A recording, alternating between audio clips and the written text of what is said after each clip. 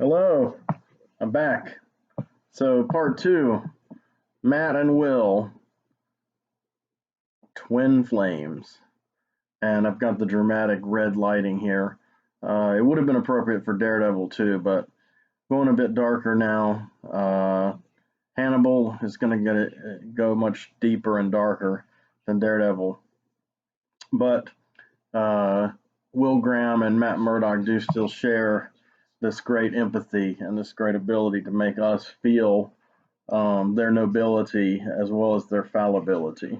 So, anyway, without further ado, let me talk about Hannibal. So, there was this series of novels by this guy named Thomas S. Harris. I'm sure everyone knows that. And the first was Red Dragon. A few years after Red Dragon came out, it was adapted into a film by Michael Mann called Manhunter, which is a superb movie. It's very much kind of an 80s time capsule style-wise, but a lot of Michael Mann stuff, people tend to think it's style over substance. I think it does have substance. Look at a film like Thief. You can't get much more substance than that movie, and it's beautifully stylish. So, Manhunter is continuing this kind of 80s look, this kind of sun-washed, neon. It's kind of like a precursor to Miami Vice. Probably not by much, if I'm correct. But in any case, what we have here is a film adaptation that it's pretty close to the book. Will is a bit impetuous at times.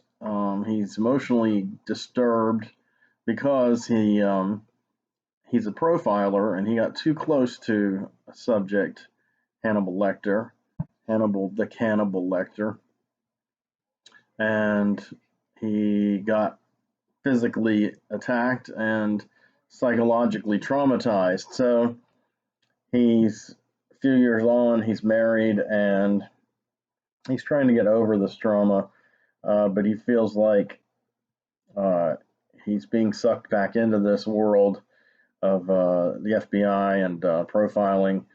So he's going to approach Dr. Lecter for further advice in getting into the head of a new killer that they dubbed the Tooth Fairy.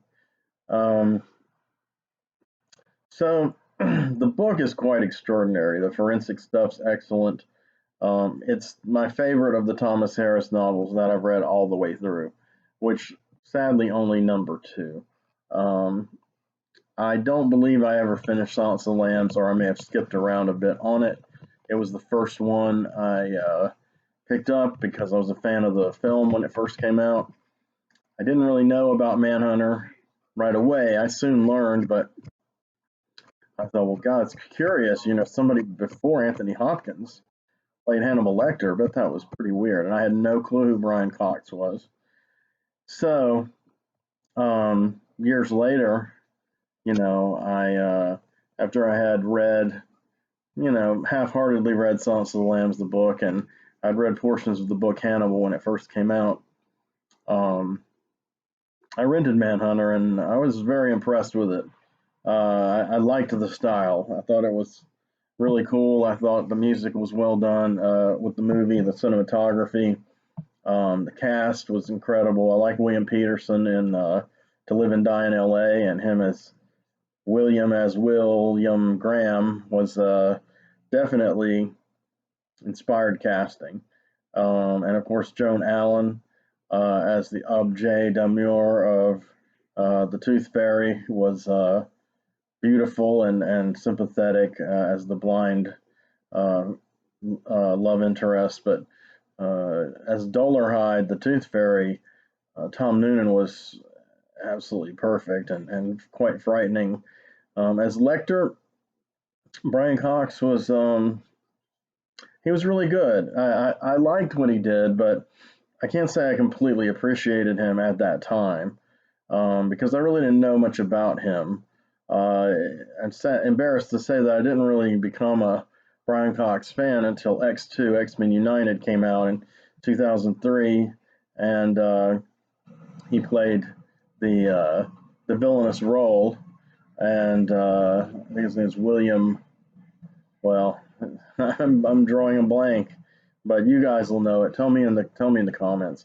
But you know, in the comic books, he was a minister, and in the William Stryker, and he was a military guy. And you know, Brian Cox is Scottish, so he's a brilliant actor. So he affects this, you know, uh, quasi Southern American accent, not South American, but the deep South of our United States. And he won me over. After that, I saw him in a number of films. He always did a cool American English accent. Um, but you know, he did several other accents and played a wide range of characters, either in small supporting roles like the 25th Hour, or in starring roles like in Red by Lucky McKee, and you know, he tore it up every time, all the way down to the more recent, you know, Autopsy of Jane Doe. Uh, and I'm missing like a whole ton of other movies. He was in. Well, not only was he in Red, the Lucky McKee did, um, with a Scandinavian crew, but he also was in Red, based on the comic books, and which also starred Bruce Willis and Helen Mirren. So Brian gets around. I mean, he's one of the more harder working character actors. I think after the second X-Men film brought him to a wide audience, you know, he was getting a ton of work, and he deserved it. He had been slaving away in film and on the stage for decades, and he was getting his due just as Hopkins finally was getting his due back when Silence of the Lambs came out. Um, just when Ian McKellen was finally getting his due when um, you know, X-Men came out, and At Pupil and such. These are all titans of acting, you know. Most of them have been involved in Shakespearean productions, or some are even members of the Royal Shakespeare Company. And you know, you just can't fuck with these guys as far as acting, at least in the English language. I mean, I mentioned a couple of installments ago how the Japanese and Asians in general have a craftsmanship in their films of acting that's just unbeatable. And I think I called them the Infinite Shakespeare Company, because they were on kind of another level. But that's not to denigrate people like Cox or McKellen or Hopkins or Patrick Stewart, or John Hurt, or anyone of that, you know, echelon. So now that I've beaten around the bush pretty thoroughly, I think I was reviewing Manhunter the film. Yes, I did enjoy it. And sometime after that, you know, Hannibal the book came out, and I heard that it was controversial. It was not liked by a lot of fans of Silence of the Lambs, the movie and the book. A lot of people felt Harris screwed it up by having spoilers, by the way, numerous spoilers in this. So you might want to stop watching if you're spoiler averse. Um, that Clarice and Hannibal Lecter become more overtly romantically involved, and she's drawn more into his web of murder and mayhem. Um, so much to the point where Jodie Foster refused to do Hannibal, the movie adaptation. Ridley Scott directed it. They didn't get Jonathan Demme. Actually, no one would work on it who had been on Silence of the Lambs, except for Anthony Hopkins. He reprised his role, and the other characters were recast, and the crew was new. Not one of Ridley Scott's better efforts, in my opinion. Um, Maybe one of his weaker efforts in a lot of ways. Uh, some strong casting in there. I mean, Gary Oldman as Mason Verger, who was a nemesis of Hannibal Lecter, a patient who Hannibal Lecter attacked, and who survived this brutal, basically, mutilation of his face. Um, but yeah, there's some gruesome shit in the movie that comes from the book, but especially near the end where they have dinner with Clarice's superior, in this film, played by Ray Liotta, and you get, yes, quite a feast, quite disgusting, but it didn't really exceed the description either. I mean, the thing about the book Hannibal is it's almost like Thomas Harris said, "Hey, I'm a millionaire now, and I have done all this, and now I've done, you know, people are clamoring for a sequel, so I might as well just shock them, and awe them, and go as far out on a limb as possible." And Hannibal has a much more of an avant-garde flavor to its writing than the previous two novels set in this continuity, Red Dragon and Silence of the Lambs. Um, it's much less a crime, procedural profiling, kind of dark mind of a killer kind of thing, and much more into a psychological level that's more refined and artistic, and brings Hannibal Lecter to another level, almost a mythical level, with things like his memory palace and his memories of his youth with his sister Misha. You start getting a lot of pieces of the puzzle put into place. So in any case, the book was fantastic. The ending rankled everyone. It was stunning, and it was in a way asking the audience to be complicit in it, much in the way of say John Knowles' French Lieutenant's Woman, where you kind of present the scenario to the reader, and then you pull back, almost like in a film, like in a camera. I mean, with the camera, almost like the ending of Holy Mountain by Jodorowsky, who's back camera, and then you're kind of complicit with the writer to say, hey, is this what's happening? Can something different happen? Can you affect something different happening, et cetera, et cetera? And, that was a big part of the French Lieutenant's Woman novel device. Of course, it was altered a bit, quite a bit for the film. But there's a bit of that towards the ending of Hannibal, and we're kind of,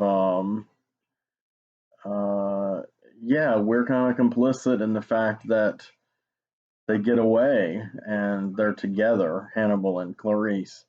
And what kind of life are they going to have, and all this. It's pretty heavy. So anyway, the movie I didn't like that much. It was okay. It had its moments.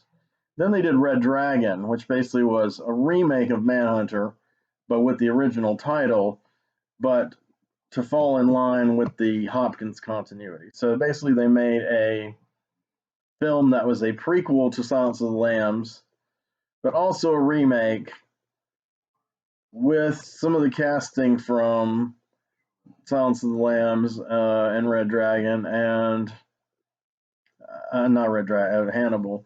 And it was kind of a mess. When I first heard Edward Norton was going to be Will, I thought, well, this is great. He's perfect. And at that time, he was doing some fantastic work, like in Fight Club and such. I really liked Edward Norton back then. He has never really, to me, fulfilled his early promise as a brilliant actor. Not that he's bad or anything. He just hasn't fulfilled his early promise as a brilliant actor. But, he was lackluster. The direction was half-hearted. It was by Brett Ratner, Rush Hour guy. I mean, Brett Ratner, yes, I know he did the third X-Men movie, which I've gone on record as saying I liked, but I have problems with it too, and a lot of them are because of Brett Ratner. It just keeps coming back to that guy with this fucking name, Brett Ratner. So I'm really to the point where I think Red Dragon, the film, is kind of just a piece of shit. I mean, and it has its adherents, and it excited a lot of people because once again, Hopkins plays the over the top Hannibal Lecter, and he's kind of iconic as a modern boogeyman kind of character. Um, but I think there's a lot more subtlety in the books than that, and I think Hannibal Lecter deserves better. Um, and I think with Brian Cox, upon reappraisal of Manhunter after seeing Red Dragon, the film, it's like Manhunter is so much better, and just so much more well done on every single level. That Red Dragon the film might as well not exist. Well, as good an adaptation as Manhunter is, um, there's a better adaptation, and that is in season 3 of the TV series Hannibal. So let's talk about the TV series Hannibal now that we've gone through the books and the movies a bit. Um, they couldn't get the rights to any of the characters that originated in Silence of the Lambs due to contracts with MGM, I believe. So there's no Clarice Starling, and that character I mentioned, who was her superior, played by Ray Liotta in Hannibal, he couldn't appear. There's another couple minor characters, supporting characters that couldn't appear. So, they decided to make this a prequel, and it's basically a prequel to Red Dragon. And season 1 is Will working as a profiler. He begins his career and goes through a career as a profiler for the FBI because he has this he's an empath. He's on the spectrum. He's kind of an Asperger's autism level of the spectrum, and not the most sociable guy. Um, he's not as brash and bold as William Peterson's Will Graham, but like William Peterson's Will Graham, he can explode into violence and righteous anger at certain critical moments, much as I've delineated about Matt Murdock and Daredevil in the previous video. Um, and I have to say that um, Hugh Dancy he's the perfect Will. He inhabits this part. He's flawless. Will is someone you like. You want to be happy. You want to get through his problems and not see him being consumed by this life of having to relive the torment of other people's crimes and their murders because he can kind of put himself in their position. He works for Jack Crawford, who in the other iterations was played by Scott Glenn and Harvey Keitel and etc. But he's played by Lawrence Fishburne in this, and there's a bit of race and gender swapping in the TV series Hannibal from the other material. Brian Fuller, who created the series and developed it, he's a gay man and he's very progressive, and he wanted to kind of bring it into the modern day and just kind of reflect a little bit more of a palette of experience and ethnicity. So he did a great job. I mean, he made Fishburne, Jack Crawford, and Fishburne's Jack Crawford is kind of like he completes the trifecta between Will and Hannibal. He's brilliantly played character, and on every level, he does a great job. And um, yeah, the thing is, I feel kind of like slowing down for a second here instead of just spitting out the endless information that I usually do. Um, let's look at it this way. Hannibal series is very akin to and was admittedly influenced by Twin Peaks and the work of David Lynch in general. It is a crime police procedural serial killer profile series, especially season 1, where you kind of almost have the killer of the week. But first of all, the way it's shot and scored is an immaculate level of craft, rarely seen on television prior to this, and maybe never quite seen outside of Twin Peaks on network television. This was an NBC TV show, and I'm sure it had some kind of advisory at the beginning, but it was definitely the goriest and most graphic television series that NBC had ever aired up to that time, and maybe has aired since. So that alone is kind of miraculous. And the fact that its ratings were abysmal and got worse as the series went on, actually, even though it imperiled the show's survival, it empowered the forces behind it, such as Mr. Fuller, to go even more out on a limb, even more grotesque, even more experimental. Its formal qualities became almost completely avant-garde, and that happens each season. There's a quantum leap forward in this area. Season 1, you've got the regular killers and Will solving the crimes and talking to Hannibal and getting to know him, and Hannibal's kind of sizing up Will, and then he's kind of subtly framing him for his own crimes as a killer called the Chesapeake Ripper. I'm going to turn this down because I have an episode playing, actually, of Hannibal right now, which I like to have for atmosphere, and I'm going to turn it down a bit. I started turning it up. Don't want to do that. But anyway, essentially, when we get to season 2, Will is now behind the cage, and he is taking the responsibility of Chesapeake Ripper's murders, which are, one subset of Hannibal's killings. I mean, he has various modus operandi. Of course, they all end up with him, devouring parts or large portions of his prey. And I have to say that Will, I feel bad for Will, and Hannibal really gets on my nerves in season 2, but he's great, but the performance and the writing, and basically there's some funny parts here playing while I'm talking. So,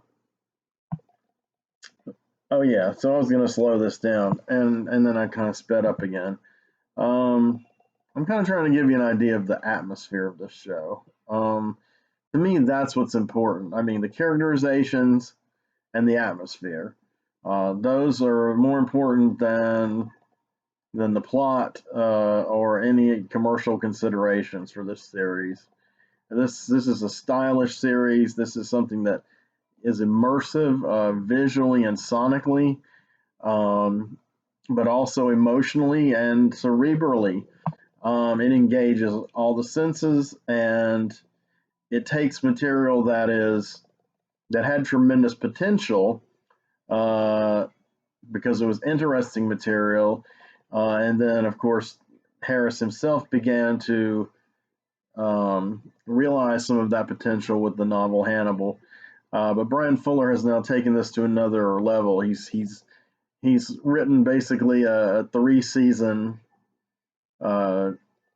avant-garde surrealist love letter to Thomas Harris and to Will and Hannibal, and it's immaculate. I'm kind of glad it got canceled when it did, because I don't know. I'm not sure what you could do beyond that. I mean, he wanted to do Silence of the Lambs with adaptation with Ellen Page as Clarice, and that would have been excellent. But they shifted focus. Clarice is not the object of Hannibal's fascination in the series Hannibal. The object of Lecter's fascination and gaslighting and love on various levels is Will Graham. And Will does not reciprocate this, but they do have a connection. And Hannibal really wants to manipulate Will, and to the point where Will becomes like him, where he is able to take a human life, to revel in the carnality and the carnage of the situation, and feel no remorse, feel impassioned about it as he is. It's like an art form, and he wants to share it with his best buddy. And as we dive into season 3, after Hannibal's finally captured, and you start to play out the events of closer to the books, except they turn to the chronology upside down, and Hannibal, the book, which took place several years after Red Dragon, in the series, the events lack Clarice Starling, and they take place before Red Dragon. So Hannibal is finally captured after he's escaped to Rome, rather than captured and then escapes to Rome, as in Silence to Hannibal, the books and films. If I'm confusing you guys, just feel free to let me know, because I'm probably confusing myself too. But I've got it all straight in my head. I'm just not sure if I'm conveying it properly. If you're not already an aficionado of this mythos, of this Thomas Harris mythology here.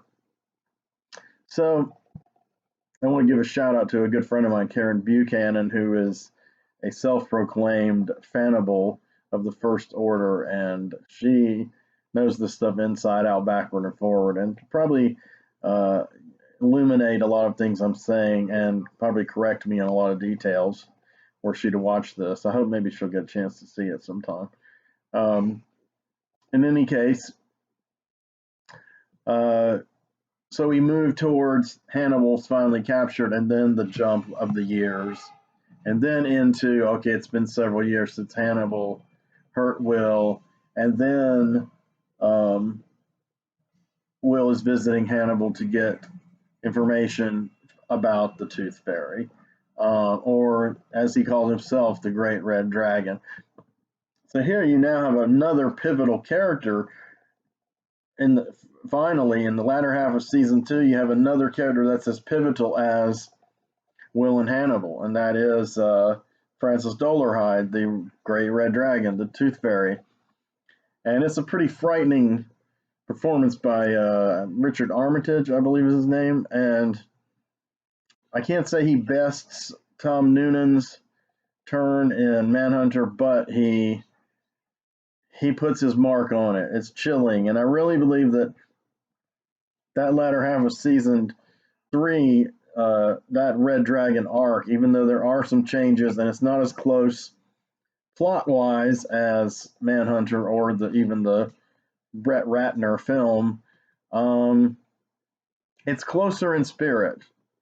It really is. I mean, and when I finally had a chance to read the book all the way through, just only a couple of years ago, I'd already watched, the series through all the way through twice, and I was impressed. I was impressed by the vibe that Fuller was able to capture, and I could go on and on about this series for a long time and get way off subject and way off theme, etc. So maybe for another time. But I'm going to show you some of these, and I'm going to tell you a little bit about the Blu-rays, just to kind of keep that in that, in my bailiwick, so to speak. So this is Hannibal, the complete series. This is Mads Mikkelsen as Hannibal Lecter, and he, to me, is by far, the best Hannibal Lecter. It's back cover, and this has all 3. I received this. It was used in like new condition for $17 at my job at Second and Charles, and I had a 30% discount. So I had been contemplating buying it for like $40 or $50. So that saved me quite a bit of money. So we have season 1, and it's deliciously disturbing, according to some soundbite. And yeah, you can't really tell much from the back here. It has a multiple discs and a list of the episodes, etc. It's very nice little packages. And then, of course, season 2, Will is caged, much in the way that Hannibal Lecter was in Silence of the Lambs. So they do a visual riff on that, and it's a different, vibe, I guess you could say. Once again, you have a nice little fold out here. The main cast. You can probably barely see this with the sickly red light, but hey, it's still better than those She Never Slept videos. So finally, come and get it. Hannibal. Hannibal season 3, the conclusion. The entire cast assembled in the back. And this is kind of taunting you with the first half of the season, where Hannibal is in Rome impersonating Dr. Roman Fell, as in the novel and film Hannibal.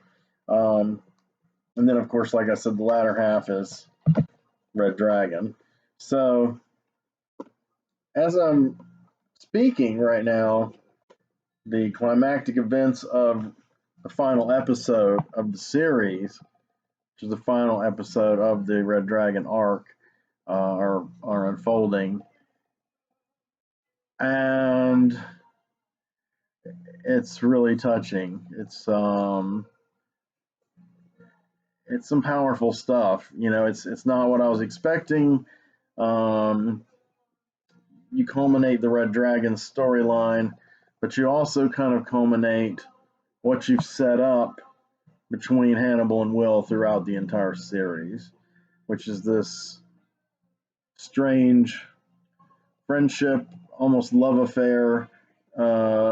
It's not really homoerotic in any kind of physical sense, but on a kinsmanship, a bond that goes beyond their bonds with other characters, even Will and his wife, um, and when it finally comes to its climax, no, they don't have sex. It's incredible. It's like, yeah. I mean, right now it's playing, and I could kind of tear up a little bit here. And when I showed this to my ex fiance, um, she did tear up a good bit, and it's it's something else, man. And then capped off with a beautiful song sung by Susie Sue of Susie and the Banshees, and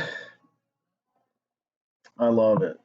It's one of my very favorite shows. I guess it's probably my number 3 of all time after Daredevil. Twin Peaks is always going to be number 1. So to bring this to a close, I'm just going to go ahead and say that Will Graham is a character much like Matt Murdock, and just as Matt Murdock is being, fucked with constantly by the Kingpin, and fighting back his angry side and his violent side.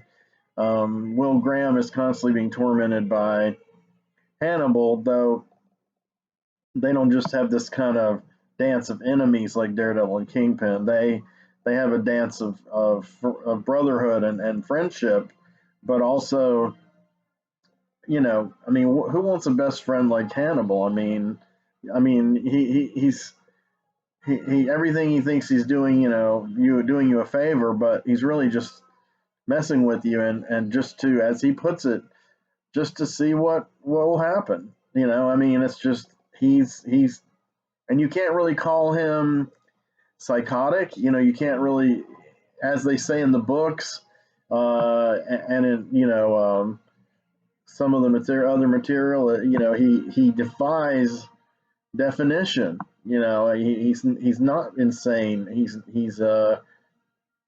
He's something uh, totally different. And that's what makes this character unique. The ending of the series is a bit ambiguous, but really not ambiguous. I mean, it's really kind of, leaving the door slightly cracked just in case there were a 4th season. But, there has yet to be one, and I doubt at this point there will be one. But I kind of think there shouldn't be one. I think as a trilogy of seasons, a perfect trifecta, it is a whole work of its own. Just as I feel the Daredevil show with its 3 seasons is complete. Twin Peaks, 3 seasons. I think the trilogy is a great way to just, there's a balance there, and people love trilogies and things in threes. TV seasons can be the same way. You know, you can complete the circle, complete the ideas put forth in the beginning and brought to a